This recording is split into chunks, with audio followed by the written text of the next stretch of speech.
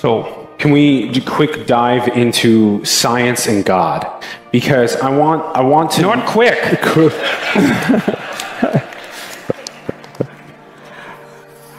Let's try. So let's try.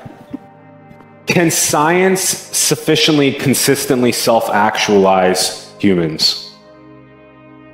Well, okay. Because with God, with religion, people find some sort of self-actualization.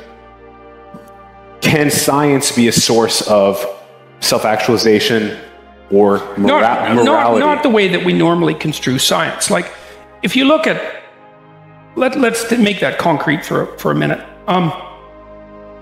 When I teach my students my personality class, and we concentrate a fair bit on clinical theories because I'm a clinician, one of the things I make clear to them is that neither medicine nor clinical psychology are sciences. They're variants of engineering. They're attempting to build something. There's an end in mind. There's an ethical end in mind, right? I mean, what you do when you're a clinical psychologist is try to help people make their lives better. Now, you might say, well, you're trying to make them more mentally healthy. But actually, that's a weaker description than that you're trying to make their lives better. Because sometimes, as a clinical psychologist, you see people who are, they're normal in their health, but they would like their lives to be better. There's an up, obviously, and that introduces the ethical realm. And you might be able to use scientific techniques in order to determine which of the strategies you use to try to make your life better are working. But it's not obvious that you can use scientific principles to decide what constitutes better to begin with. That's a big problem. I don't see any evidence that you can. Well, how about... Because science excludes morality from its purview at the methodological level. Well, okay, let's take an example of cancer and science solving suffering by providing solutions to cancer. Yeah, well, should you devote money to cancer education? That's where the problems start to come, is that you can't make an a priori decision. You can't make an informed decision about where the scientific attention should focus itself. It's not an easy thing to do.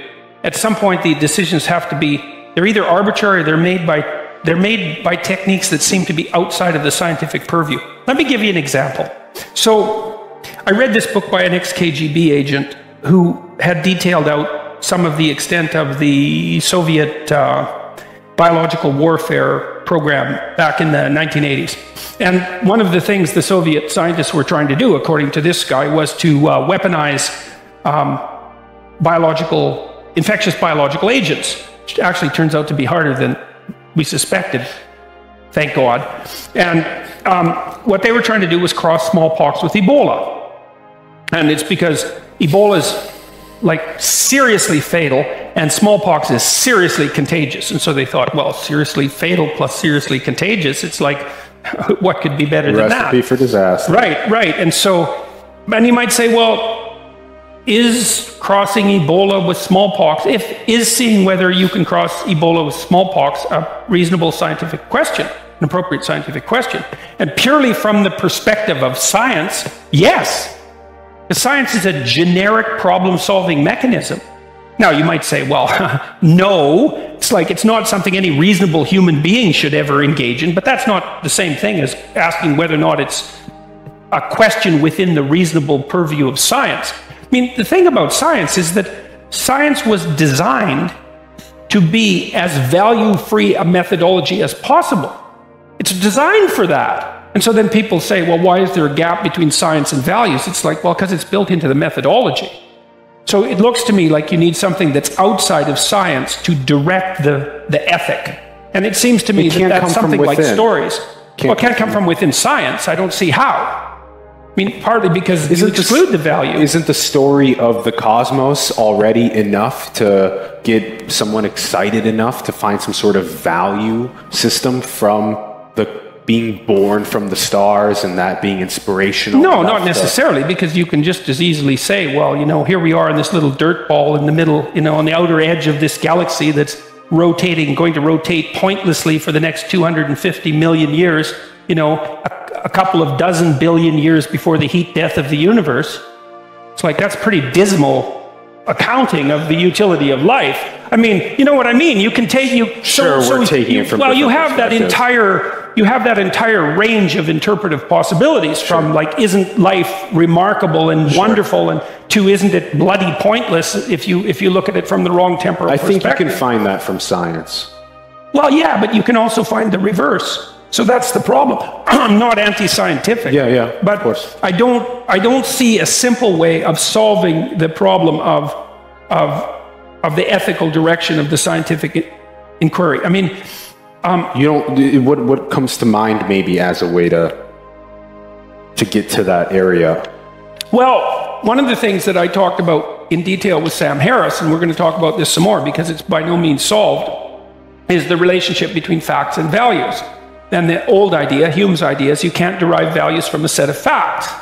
And I think that's sort of right, but I kind of think it's more complicated than Hume thought it was, but I'm not exactly sure why. Because like I made a case earlier about this emergent ethic arising out of iterated games.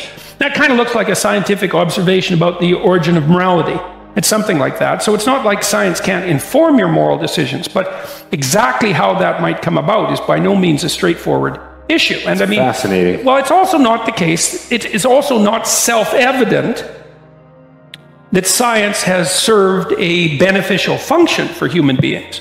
Like, it might be the case. It could be the case. I mean, look, we're pretty comfortable here, and thank God, and that's definitely a consequence of the scientific revolution. But you know, just highlighted your phone as a major... Yeah, but one good hydrogen bomb blowing up over North America would set us back about 50,000 years, and that could easily happen. If I was a paranoid dictator, that's certainly what I would do.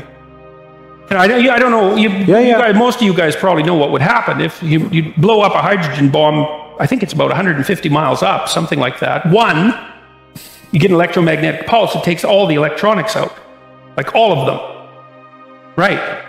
One bomb. And so, like, maybe we'll manage that, but it wouldn't, and, you know, maybe we'll manage that transition to whatever we're going to do next, but I wouldn't count on it. And so, it isn't even necessarily the case that scientific endeavor is a pro-human life process. Depends on what we do with it, I suppose.